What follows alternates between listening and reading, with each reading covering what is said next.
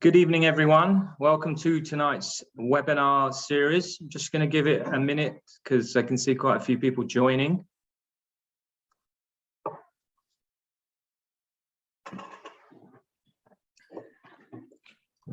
While we're waiting for everyone to join, my name's Lee Tesler. I'm one of the senior consultants at Cirrus. I've been at Cirrus for 4 years now. Tonight we have a fantastic webinar series sponsored by Henry Schein.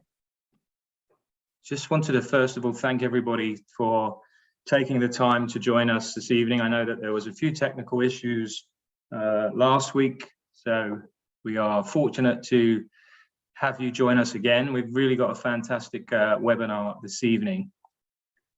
Before we kind of dive in, you will see some introductory poll questions. If you would just take a minute to fill in the poll questions, just a couple of questions to describe your current situation, purpose of taking the course. If you have a lease, do you know when that expires? Are you planning to start or buy a new practice? And are you interested in a complimentary lease review or rent analysis consultation as well? So I'll just give you a minute to fill that in.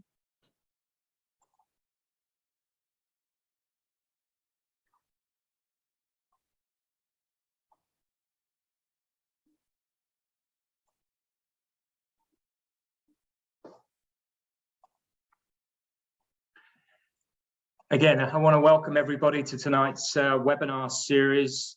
Tonight we are joined by a very special guest. I'm fortunate enough to know this gentleman both professionally and personally. I've known Scott Goldberg for 10 years now, and he has actually been at Cirrus Consulting Group for 20 years, which is a remarkable achievement.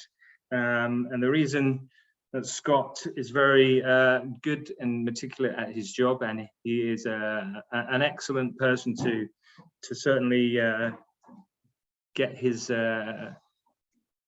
tonight for him to be around to share some of the knowledge and what he's learned over that 20 years of being in the business. I mean, he's seen some of the the recession in the sort of 2008, and he's dealt with all big institutional landlords to small mum and pop landlords. He really has seen it all. So without further ado, I will pass you over to Scott. But just one more bit of housekeeping. We will try and make this as interactive as we can with some questions and answers. There is a chat. There is a question and answer section. So if you do have any questions, feel free to fill in the question and answer section. There will be a question and answer section at the end, so don't worry if we haven't got to your question. Again, I will pass you over to Mr. Goldberg.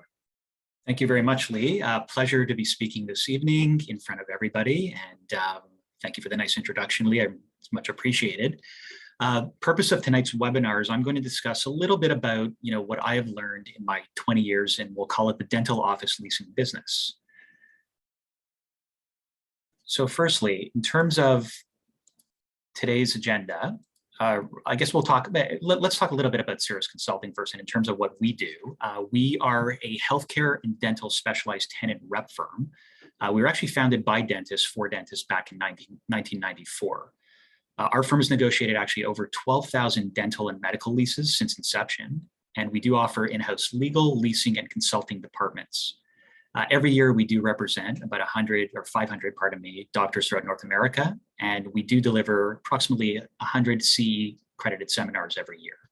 And of course, we do lecture at most of the major dental conventions, such as the Greater New York, the Yankee, the Pacific, and the California Dental Association. So in terms of today's agenda, I'm going to talk firstly a little bit about why you, the dentist, are important to the landlord.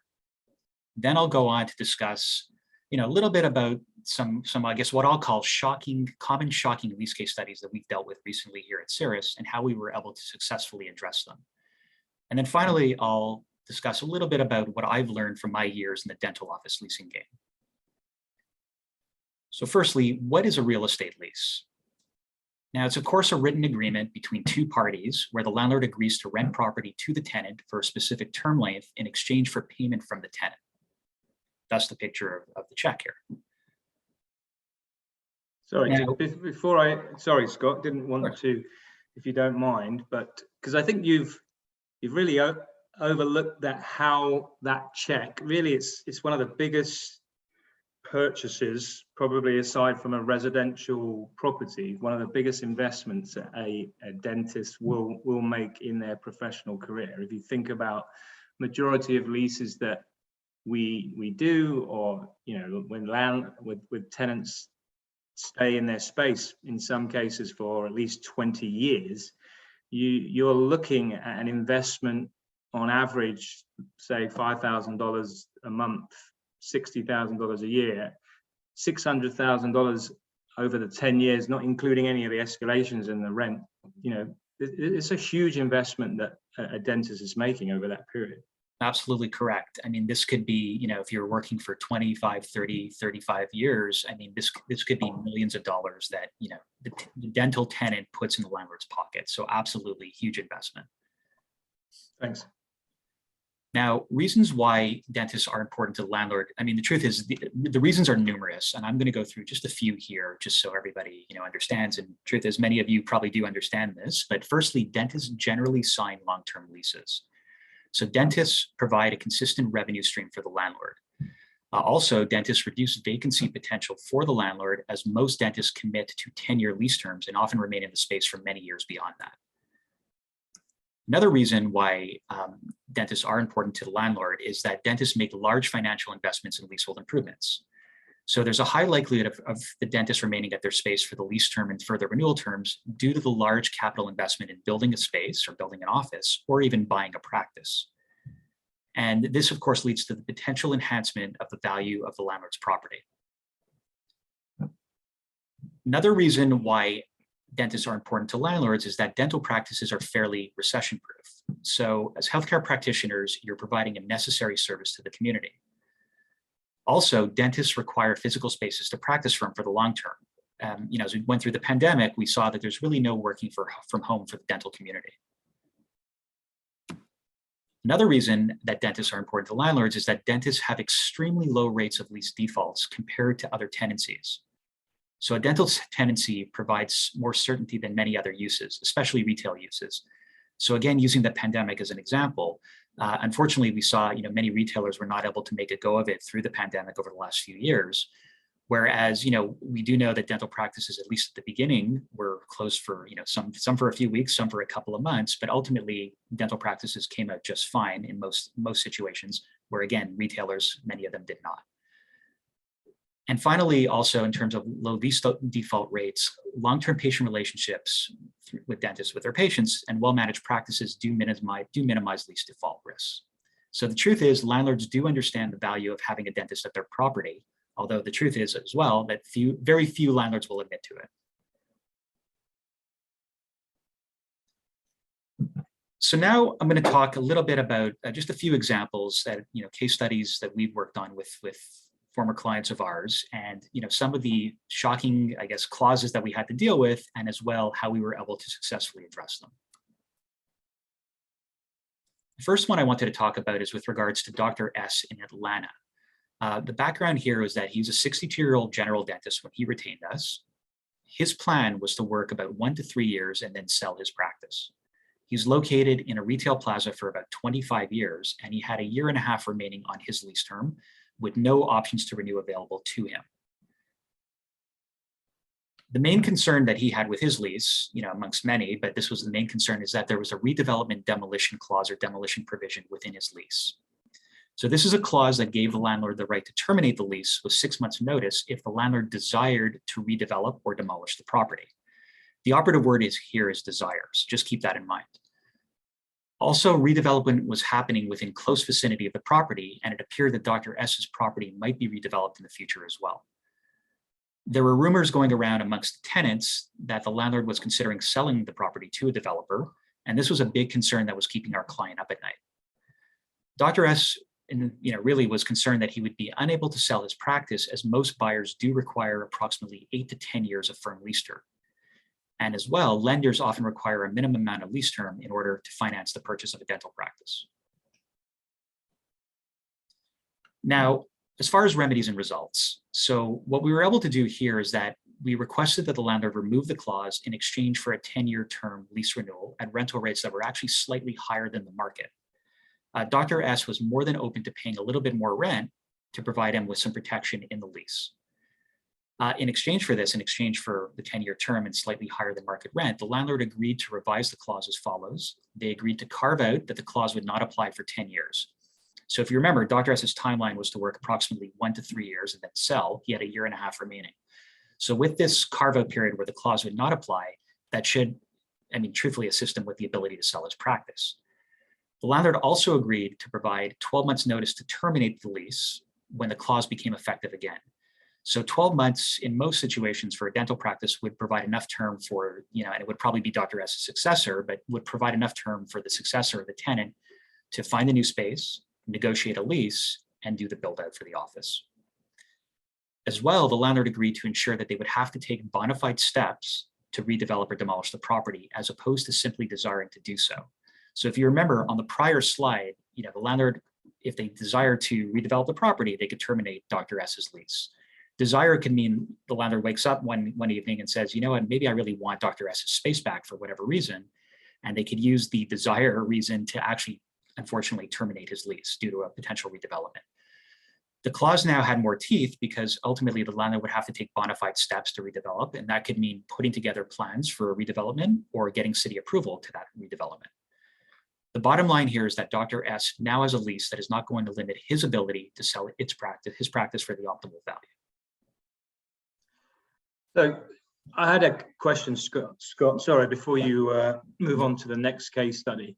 So we're seeing it a lot more that landlords will try to insert a demolition clause where they can. Would you say that that's fair? What we're seeing now more and more that landlords will try if they can to insert a demolition Absolutely. Clause? I've been doing this for 20 years, and I would say probably during the first 10 years of negotiating leases, we saw these clauses periodically. But within the last 10 years, it's really becoming much more commonplace. And it's usually, you see it more often in a larger urban center where land values are high and there's a potential to, potentially redevelop a space for, a better use, right? Ultimately, a more valuable use. So we are seeing it more often. I can't really tell you, an exact percentage of how many leases we see this in, but I would say it's in probably at least 15 to 20% of the leases that we review daily. Yeah, so the key here really is that in regards to Dr. S, he had 6 months left and he didn't really have any options. The key is to certainly have, more options, more term, even if a demolition clause could be inserted down the road. What we don't want is, he's getting 6 months notice and he's potentially being kicked out of his location. Correct. So the ideal, scenario is, of course, for the landlord to take out that clause completely. Most landlords will try to hold on to it, but many landlords, especially if they don't really have any imminent plan to redevelop a property, will agree to carve out that it will not apply for a certain number of years. So that's kind of the fallback here. Okay, excellent. Great. So the next case study that I wanted to talk about is with reference to Dr. L in Seattle, Washington. A little background on her is that when she retained us, she was a 41-year-old orthodontist who actually had a long timeline until her retirement. She was thinking approximately 20 years. Her office is located on the ground floor in a professional office building in a space that she had built out 8 years prior.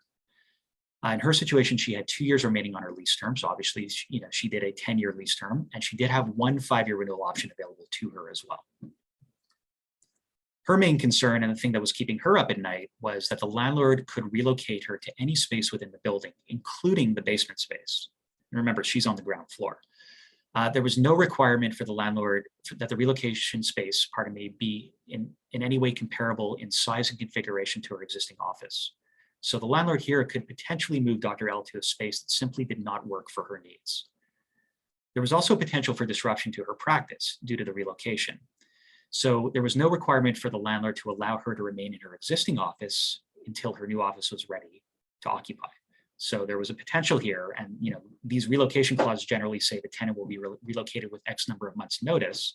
There was a potential here that she would have to vacate her existing office before the new space was ready, which could obviously lead to significant downtime. As well, the landlord was only required to pay for the cost of the build out of the new space based on the unamortized value of the current space leasehold improvements. So the concern for her here was that the original build out was amortized over 10 years. And of course, the original term was expiring in 2 years. So what could happen really is if Dr. L decided to renew her lease, for example, the landlord could simply, during a renewal period, they could try to move her. She would have no choice, and she would be obligated to pay for the full construction cost. Now, as far as the remedies and results, so for her, as part of a 10-year lease renewal agreement, the landlord agreed to amend the relocation clause as follows. They agreed to provide that the relocation could only occur to another space of similar size and configuration with similar visibility on the ground floor of the building. So this would ideally provide Dr. L with a space that would work for her practice. Also, the landlord agreed to ensure that they would use reasonable efforts to minimize disruption to her practice in the event of a relocation. So I think it's to be expected and probably somewhat reasonable that there would be some sort of downtime to move a dental office from space A to space B. There might take a few days to move some equipment over, to set up, IT, just to make sure everything is done correctly. And I think most dentists could probably plan for that to be down for about a week or so. But now the landlord ultimately, as part of this renewal, agreed to ensure that they would use reasonable efforts to not disrupt her business. Also, and I think this is one of the major wins here, is that the landlord agreed that their costs, that they would construct leasehold improvements in her new office that were comparable in all respects to the existing office as of the date of the relocation notice. And in addition to that, the landlord agreed to pay for all the moving costs. So this was a key win and a potential savings of a few $100,000 for the tenant. The ultimate result here is that Dr. L's concern about having to incur substantial construction expenses if forced to relocate have now been alleviated, and her concern about a potential long-term disruption to her practice or being forced to relocate to an inferior space has been minimized as well. So, sorry, it's Scott. So in many cases where a relocation clause is in an existing lease, and there may be sort of 1 or 2 years notice, as you looked into the kind of more granular, obviously, of the lease, the problem that we see is that not necessarily the landlord may not just relocate you to a different space, but they may not even pay for the the full relocation to the Correct. exact space and size that you're currently in. Yeah, so I think Dr. L's lease is somewhat of an anomaly, but many leases do allow for this, where the landlord is not going to pay for the full cost of the build out, because I guess the space is an old space, right? So is it fair for them to have to pay for a fully new build out space? I think it's fair because they're giving the tenant no choice. The tenant has to relocate, but many landlords don't see it that way. So it is, it's not. I'd say probably 50% of the time, the landlord will agree to pay for the build out. The problem is oftentimes these leases don't say that the tenant will be relocated to a similar size or similar location in the building, right? So Dr. L in this situation, she had a prime space on the main floor of her office building. Everyone who walked into that building saw her office. If she's moved to the 7th floor or to the basement, that would be a major problem for her practice, especially if she's relying on that visibility. Yeah, I mean, a lot of these also they're written in a majority of leases that don't take into account the actual dental tenant itself, right? And the actual expense and the cost of relocating. Correct. Okay.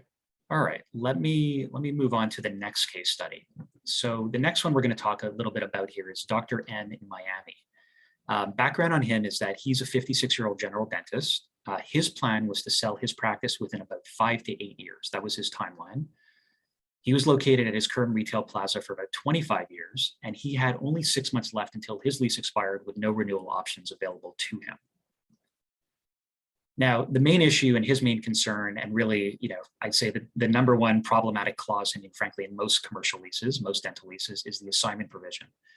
So his assignment clause had it all, and I say that in quotations because having it all is not such a good thing. Basically, the landlord here could withhold consent to the request for an assignment of the lease based on the net worth of the assignee, so the net worth of the person or the entity taking over Dr. M's lease. So if the net worth of the assignee was lower than Dr. M's, the landlord can simply say, no, sorry, we're not approving the assignment. I think it's to be expected with most, well-experienced dentists, especially Dr. M, who's been in practice for over, for about 25 years. that his net worth was probably going to be higher than a potentially much less experienced dentist trying to buy his practice. So that was problem number one. Problem number two is that the landlord had the right to terminate his lease and recapture his space in lieu of consenting or not consenting to the tenant's assignment or sublet request. So basically, Dr. M could approach his landlord and say, Mr. and Mrs. Landlord, I would like to assign my lease to Dr. Smith. The landlord could say, thank you very much, Dr. M, for the request. I'm not sure if you're aware, Dr. M, but we actually have the right, instead of just saying yes or no, but we actually have the right to take back your space and terminate your lease. Now, of course, we're not going to do that, but it will cost you some money, and maybe the landlord then asks for a check for $25,000 or $50,000. This is something that could happen in this situation. A major problem. Another issue that he had with his assignment provision or assignment clause was that the tenant, so Dr. M, would remain liable under his lease following an assignment. So the original tenant would remain liable as long as the lease remains in effect. So let's say we know, Dr. M had 6 months left until his lease expired, but let's say he simply did a 5-year lease renewal with no revisions made to the lease. He assigns his lease, we'll call it in year 4 of that renewal period, and he would remain on the hook or liable for the end of that till the end of that term. But also, if the buyer or the assignee takes over his lease and that same lease gets extended further, Dr. M would remain liable. So he could remain liable in perpetuity. So as long as the lease is in effect, his liability would not end. Obviously, when dentists retire, the ideal scenario is, of course, to not have to worry about your lease or your practice anymore. And then finally, the landlord could potentially share in the proceeds of the sale. And of course, proceeds of the sale should belong solely to the tenant. Now, as far as the remedies and results here, historically, Dr. M had agreed to a 5-year lease renewal with the landlord. However, this time around, he agreed to offer the landlord a 10-year renewal at a slight increase in rent in exchange for amendments to the assignment clause. So Dr. M saw the potential in increasing his rent slightly. In exchange for that, the landlord agreed to carve out certain areas of the clause that would not apply if the assignment was due to the sale of the tenant's practice. So I want to be clear, the assignment clause with all the problems remained in the lease. However, if Dr. M is selling his practice and the assignment is because of that sale, the landlord agreed to address the major issues, which is, again, a massive win. So the landlord agreed that there would be no minimum net worth requirement for the buyer. There'd be no recapture rights, so no termination rights in lieu of consenting or not consenting to the assignment. And also the landlord agreed to release Dr. M upon the assignment release, so to release him from liability. This was a fair middle ground that was acceptable to both landlord and tenant. Now, with regards to the proceeds of the sale, the landlord agreed to revise the clause to state that only excess rent on a sublease would be retained by the landlord. So in our opinion, in my opinion specifically, it's fair for the landlord to receive excess rent in the event of a sublease.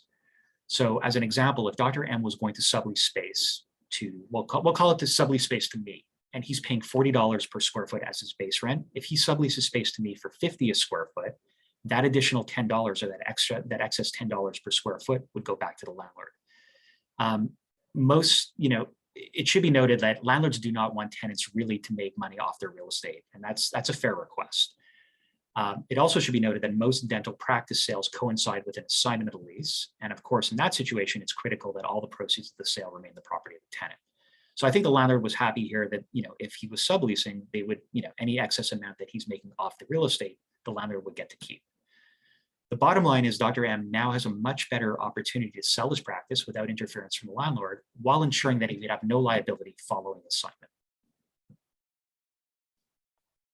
So this assignment clause is one of the key provisions, especially if you're coming into the sort of last 5-10 years before thinking about transitioning. I mean, we recommend you should have this assignment clause provision amended as soon as you can, but clearly when it comes to transitioning, then this is vital provision in the lease.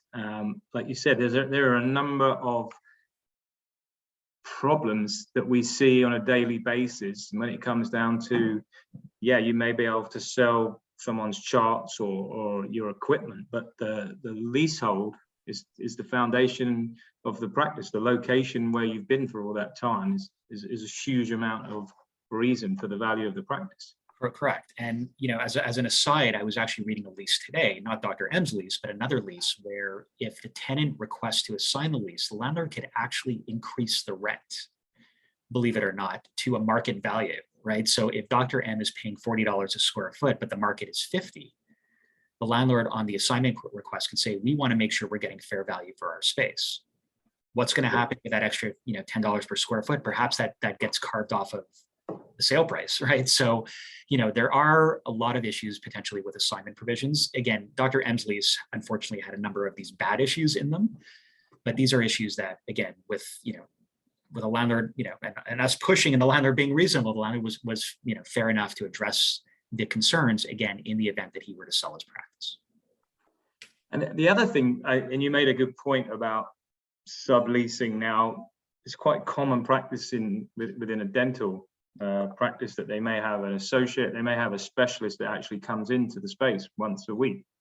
That's where we would try to add some sort of language. Is that right? So that they actually doesn't look like that they're subleasing the space. Correct. So what we often try to do is we try to put a clause into the lease, because many landlords, remember, they might be sophisticated landlords, but they're not so sophisticated about dental practices and may not understand the intricacies of bringing in an associate and how it's commonplace in a dental practice.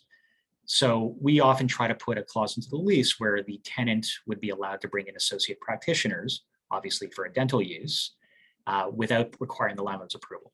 So that is something that, we do request more often than not. Most landlords are agreeable to it. Sometimes it takes a little bit of educating, to basically show them, this is why we're doing it. This is the reason behind it. And again, it's something that's commonly done in the dental world. All right. I'm going to move on to the next case study, which is about Dr. C in Toronto. A little background on Dr. C is that when she retained us, she was a 32-year-old general dentist. She'd actually been working as an associate. Speaking of associate, she'd been working as an associate for 4 years. Her plan was to open up a new practice in a street front retail space in a newly constructed condominium building. Now, her big concern, and this was really concerning to her and really didn't let her sleep well, was unfortunately the landlord was asking for a personal guarantee of the lease. So the landlord in this situation, they were more than happy to negotiate a long-term lease with renewal options with Dr. C's corporate entity as the tenant. That was not the issue, but this was all subject to Dr. C providing a personal guarantee. Truthfully, it's a very typical landlord request. Now, Dr. C was very concerned about her exposure if there was a tenant default. So the landlord potentially could go after her personal assets, whether that be her car, her home, her personal financial investments. And our concern was understandable, as there is always some risk, or maybe substantial risk, when starting up a dental practice, and obviously more so than an existing practice may have. Now, as far as the remedies and results, so we were able to offer her protection in 2 significant matters: a limited time guarantee, as well as a cap on that guarantee. So the landlord agreed basically that the personal guarantee would only be in effect for the initial 5-year term, or 5 years of the term, and it should be noted the lease term was 10 years. I think the landlord's thinking behind this was, if Dr. C was going to mess things up, it's probably going to happen within the first few years of the lease term. From Dr. C's perspective, she felt like once she gets through the initial few years, it's going to be smooth sailing for her, and she won't have to worry about being personally liable after that. So both parties looked at it maybe different ways, but that was kind of the fair agreement on that item. But I think an even bigger win here was that the landlord agreed to cap the tenant's exposure to an amount equal to 1 year's rent. So even though Dr. C was making a 10-year rent commitment, her personal guarantee cap was limited to 1 year. So what this means is, if she was paying $40,000 per year in rent, let's say, and let's say she owed the landlord $372,000 for the remainder of the term, if she defaulted, the landlord really could only go after her for an amount up to that $40,000, so up to that 1 year's rent. Bottom line is, she was able to obtain peace of mind that her lease did not provide her with full personal financial exposure throughout the initial term and the option terms. And even when the guarantee was in effect, her personal exposure was still substantially limited.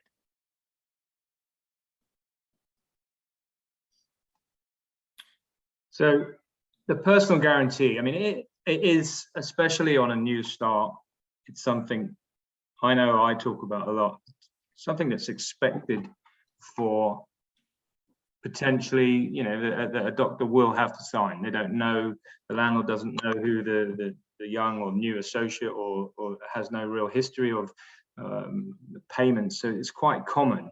The problem lies, and I'm sure you see it much more than me, is when we get a lease that's the doctor's been at the same space for 20 years and they're still providing a personal guarantee.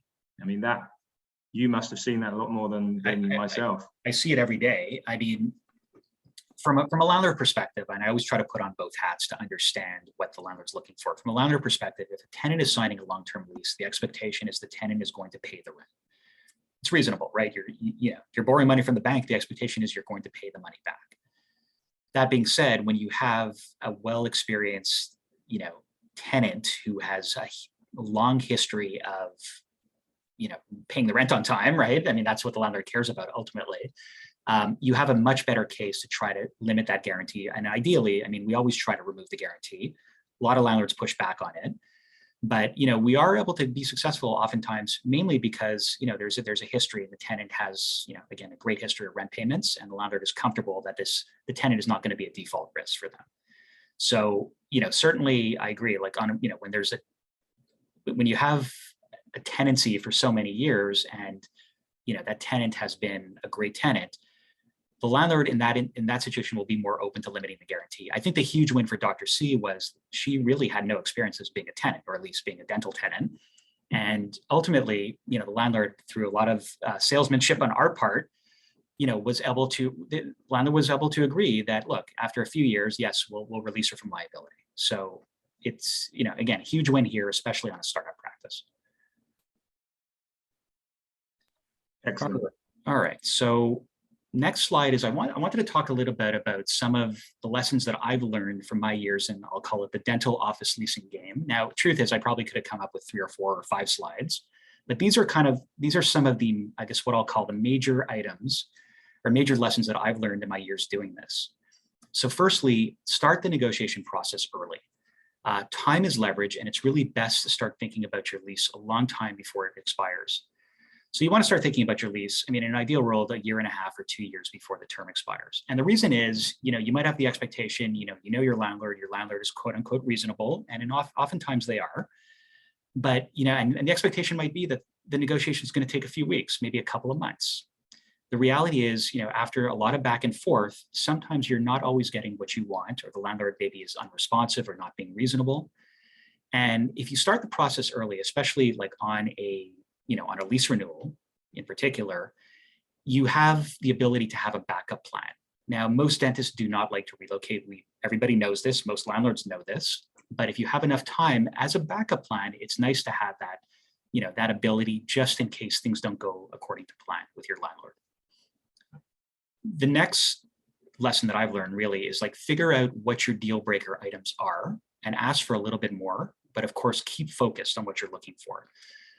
So when you're entering into discussions, you're probably going to have 4 or 5 items that are deal breakers for you, things that you really want to try to achieve as part of the negotiation. And that's great. And those are items, of course, you're going to propose to the landlord. In addition to that, it's important to have a few other items that are, while they're important to you, are items that you can take off the table if need be to get what you're really looking for. The problem that I've seen, and the lesson I think that I've learned over the years of doing this, is sometimes if you ask for too much, the landlord may not want to deal with it. Or they may come back to you and say, okay, we'll give you these 10 points. And we've asked for 37 items. They've given us 10. The issue, unfortunately, is sometimes they'll give you the items that you don't really care about. So if you keep the negotiation focus on these deal breaker items, and a little bit more than that, you're going to have a much better shot at getting what you want. The next lesson that I've learned, or big lesson I think, is positivity in negotiation works. So it's important to maintain or build the relationship with your landlord. And being reasonable and friendly often does work. So, you may feel like, you have a decent relationship with your landlord, and hopefully that's the case. Maybe there's no relationship. Maybe you're dealing with a large company who has properties throughout the country. And unfortunately, you don't know the leasing person from the person next door. If you're positive in your negotiation tact, and, and when I say positive, I mean positive leverage. Share with the landlord that you're very happy to open up a discussion with them. You're looking forward to reaching a fair and reasonable deal for all parties. You're a great tenant. That's much better. That's positive leverage. Negative leverage, which could be, basically telling the landlord, if you don't give us what we want, we're going to relocate. That often does not work and just gets the landlord's back up. So being friendly and reasonable really helps you get what you want. And you want to be dealing with a landlord on the other side who is not going to roll their eyes every time they receive an email from you or get a phone call. You want a landlord who's going to work with you. And then the final, not final lesson, but the other, what I view as one of the most important lessons that I've learned is that win-win results are achievable more often than not. So there is almost always a middle ground for every single negotiation point. And an example I'm going to give is what I talked about under the assignment clause, which was, the tenant being released from liability following an assignment of a lease. So that's critical. I mean, ideally, most tenants who sell a dental practice, want to be released from liability upon the assignment date, right? When the lease is assigned, you want to be off the hook. The reality is most landlords are concerned about that and push back against that because they don't know who you're selling to, right? So to agree in a lease, 10 years prior that the tenant will be released from liability when the lease is assigned, it's a hard pill to swallow for many landlords. So there is a middle ground here. The middle ground could be that you're potentially liable for 1 year, maybe 2 years after the assignment, or even the end of the then current lease term. And this goes for most negotiation points. It's not a zero-sum game where the landlord wins a point, tenant loses a point, or vice versa. So there's almost always a middle ground. Before you move on, so one of the lessons that I've learned in a shorter period of time than being here than Scott is, you really want Scott to be doing the negotiation for you, because not only has he done it for 20 years, but a lot of what he talks about is he really takes away the emotional side. I speak to tenants on a daily basis, and whether they don't like their landlord, they can't stand paying rent and everything, and it becomes personal, and it's very hard to take away that. From Scott's perspective, is educating the landlord. We're not looking for any sort of direct commission or anything from the landlord. We're just trying to say, look, our dentist is retained us, and he is extremely busy being chairside, and can let us do what we do. I mean, would you say, Scott? I mean, absolutely. We're all professionals in our own right. Absolutely. I mean, negotiations unfortunately oftentimes become personal and emotional, right? Especially if you've known your landlord for a long time and you feel like your landlord is a quote unquote friend. And again, the landlord may be a friend of yours, but at the end of the day, this is business. And the landlord has a property. Landlord is, wants to make money off that property. That's the whole reason that they're in real estate. And it may, the landlord may have a different perspective than you have. So, it's important to try to keep the emotion out of it. That's probably, another thing another lesson that I've learned over the years of doing this is really, keep the emotion out of it. But again, being friendly and reasonable, it really does help your case. Just wanted to say, we have got a few questions and I am taking note of them. We will get to all of those shortly. We have left some time for a question and answer session. So keep those questions coming. We will certainly get to them in a little time. So Lee, I'm not sure if you were going to kind of go through some of these items, or I can discuss just a few of the points here. Up to you. Yeah, so for the interest of time, and I'm sure as meticulous as Scott is, as you can see, we've talked about 4 provisions tonight that are extremely pivotal and could have huge ramifications for your business.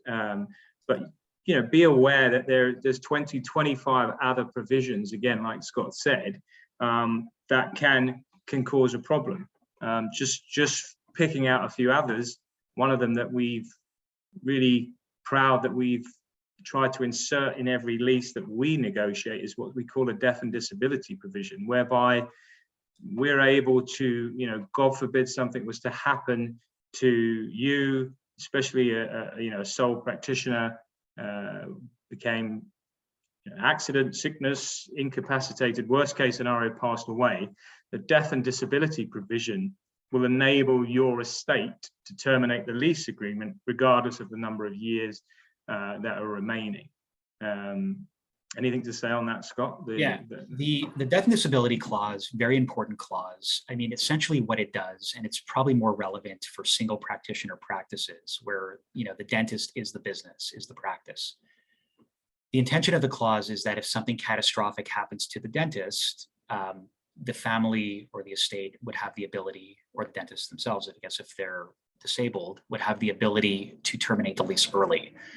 It's almost what I call the landlord providing you with insurance, right? You know, in that if you have 7 years left on your lease term, you know, with maybe $500,000 worth of rent payments, and something happens, it's, you know, it's a nice to have within your lease. Now, you or your family will try to sell the practice, most likely, assuming that your practice is saleable, and in most cases it is.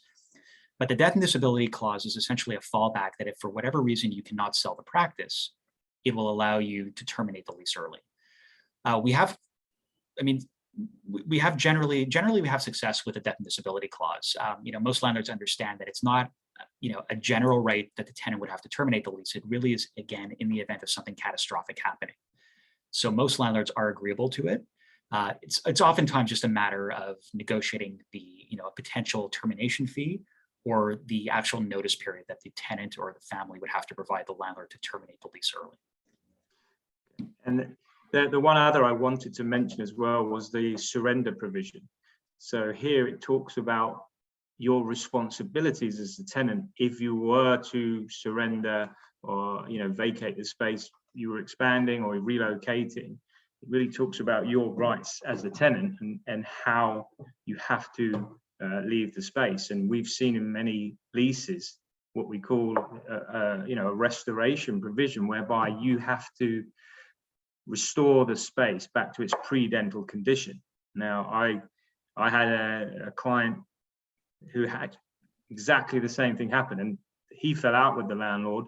Now, the landlord could have had a built-out dental practice, okay, plumbed, maybe not equipped, but because of the, you know, the disagreement and the relationship that is really, you know, tethered.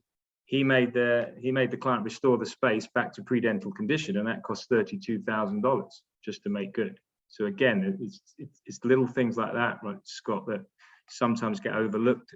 Correct. For a dental practice. Correct. If you're moving out of your dental space, you want to make sure that you can take your dental equipment with you, potentially your cabinetry, if you feel that the cabinetry is something that you can salvage. And ideally, you want to leave the office in broom swept condition.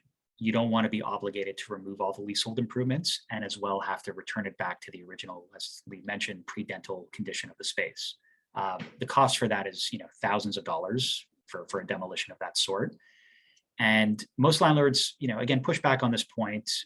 It is generally a negotiable item, you know, where, you know, we try to sell the landlord on the fact that, you know, you'll have a dental space. So, you know, there's a potential for you to lease it out to another dentist. But it is something that we do try to address. And, you know, it is a concern in most of the leases that I read on a daily basis.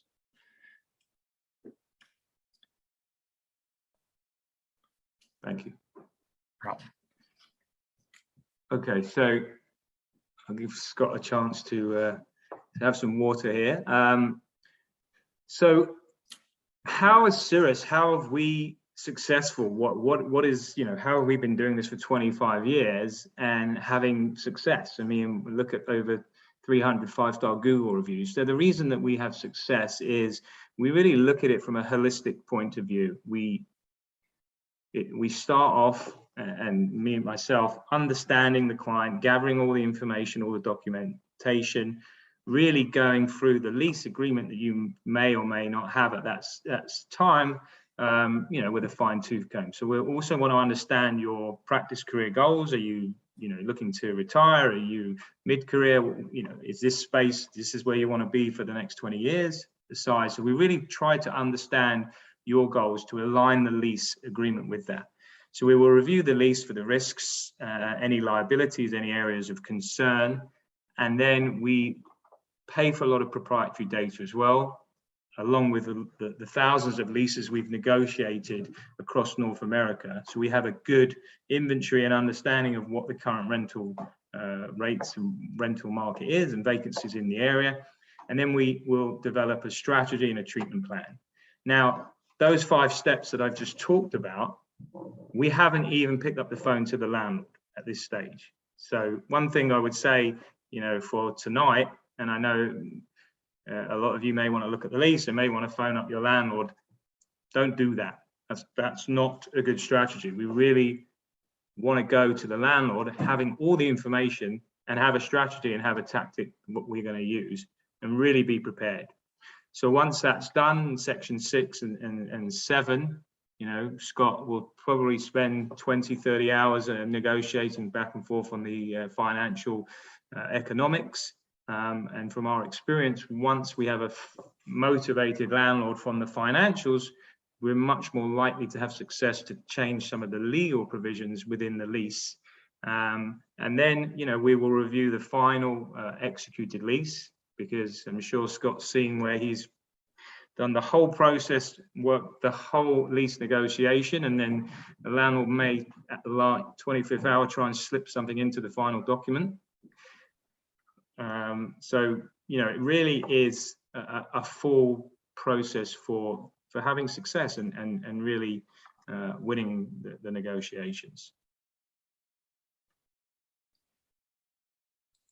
Anything to add there, Scott? No, I mean, you pretty much covered it all. The nuts and bolts of it is, like, if you're looking at the pie chart at number 6 and 7, these negotiations are generally done all together. The economics, just to be clear, obviously is the rental rate, but not only that, the escalations on the rental rate every year, the term length, right? The options to renew. These are kind of the basic business terms. Maybe we're going to ask for, potentially some free rent, or maybe an allowance or some landlord's work. And as Lee mentioned, the lease, then we negotiate as well the actual lease language. And again, once it's all ready, we do a final check. Obviously, after the lease has gone back and forth multiple times, we're checking it each time, but we do a final review just in case the landlord has snuck something in. Doesn't happen often, but we're going to make sure that we're going to send the correct lease out to you. Excellent. So we have what we call a critical dates and risk analysis, where we would spend 3 to 4 hours reviewing your current lease for any traps, any liabilities, areas of concern. We would then set up a call to go over our findings and really understand a little bit more about you, where you are now, where you want to be. This has a $2,000 value, and thanks to our kind sponsors at Henry Schein. I think if you go to the next screen, Scott, you are entitled to a complimentary personalized lease consultation. Myself working with Scott, we would certainly look at the current lease, understand a little bit more about you. So this is on a first come, first served basis. So I would strongly recommend, if you are interested, I'm going to put a little poll now, just so if you are interested, please make it clear that you are interested, and then we will, again, on a first come, first served basis, we'll reach out to you, myself personally, to schedule the complimentary lease review. I strongly recommend this. It's a really beneficial, just to understand where you are, where your leases are, the critical dates, so that you're prepared. Now, we've got about 10 minutes left, which is great, perfect timing, because there's quite a number of questions that I want to address, and I'm going to try to pass some over to Scott, some I will answer myself. Right, Scott. Now, again, I know some of the answers to this, but we've had a similar question here, and I think you've touched on this, but how do you handle an obstinate landlord who's unwilling to negotiate? I know it's a bit broad. Yeah. I mean, it's a broad question. I mean, we deal with all types of landlords, large and small, sophisticated, friendly, not so friendly.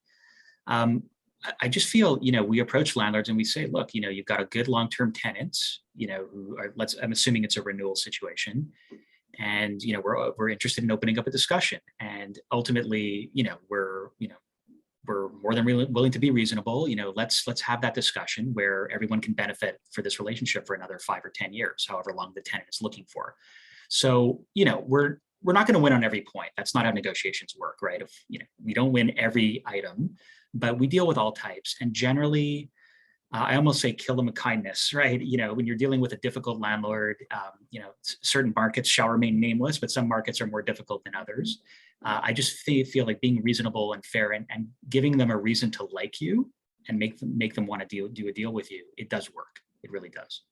Okay.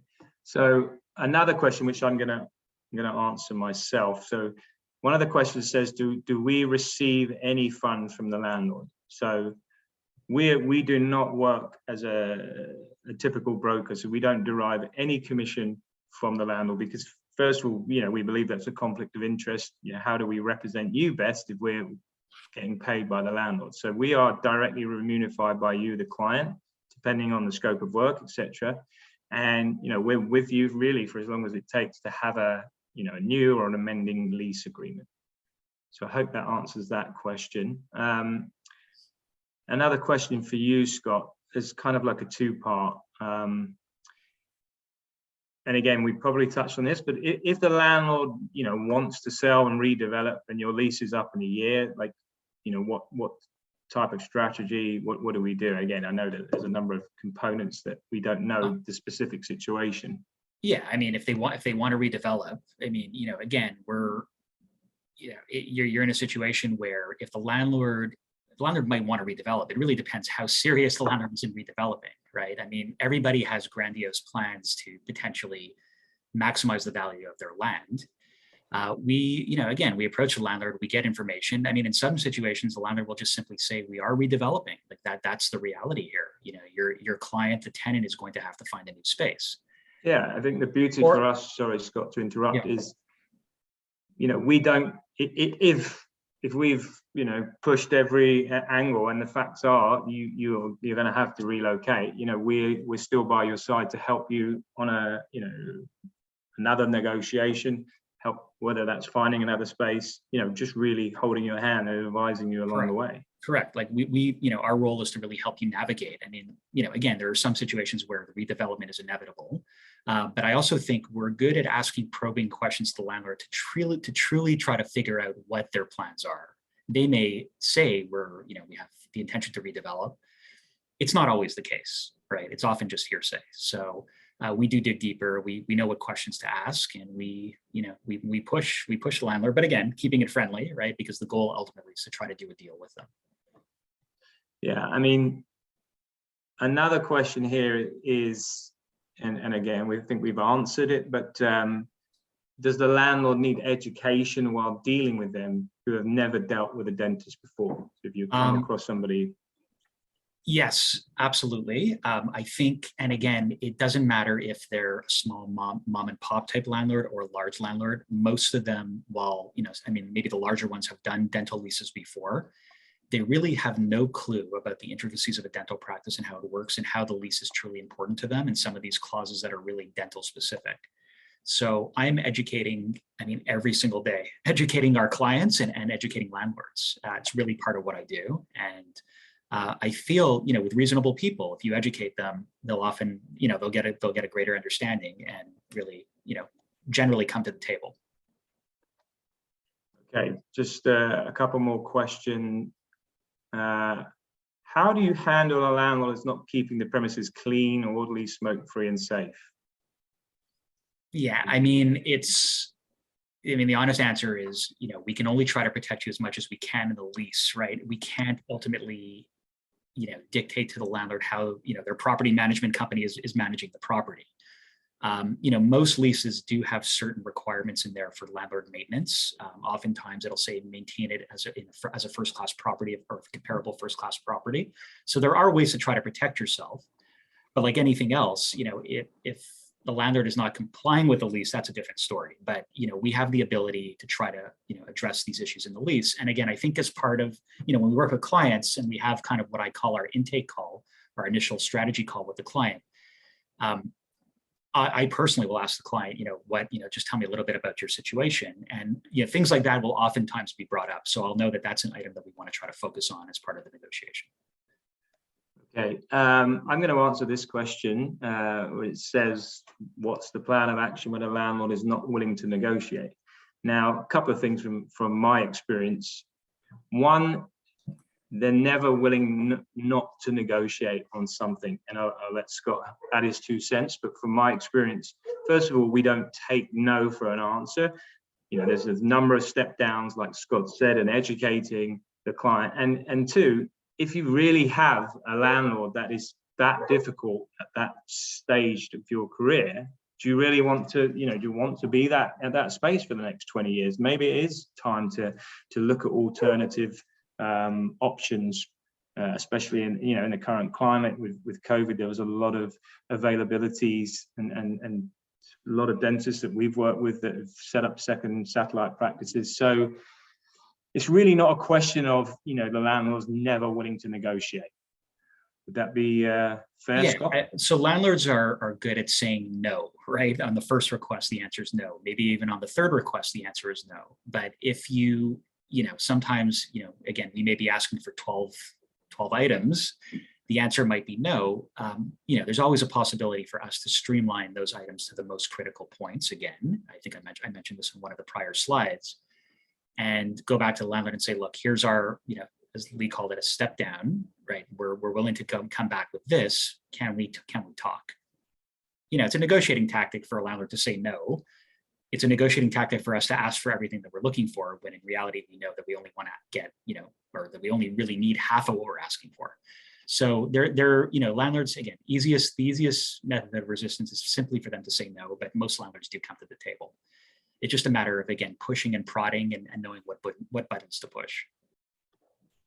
Exactly. That's why you need to have Cirrus and hopefully Scott Goldberg on your side for sure, because I can't tell you how many people that we've spoken to and just said, the first thing they said was, my landlord will never negotiate, my landlord won't make any changes. And I can't tell you how many changes and how much success we've had from the initial conversation where, a tenant, and no disrespect, because I would not be able to do your job. But as Scott said, if the landlord says no, part of the problem is, what do you say? How do you negotiate? If they say no, you don't necessarily know how to negotiate or to ask the right questions. I am conscious of time. There is a couple more questions I just want to touch on quickly before we end. Just adding on from the fact that we are sort of not your typical broker. Someone's asking me here kind of what the baseline commission that a broker will receive.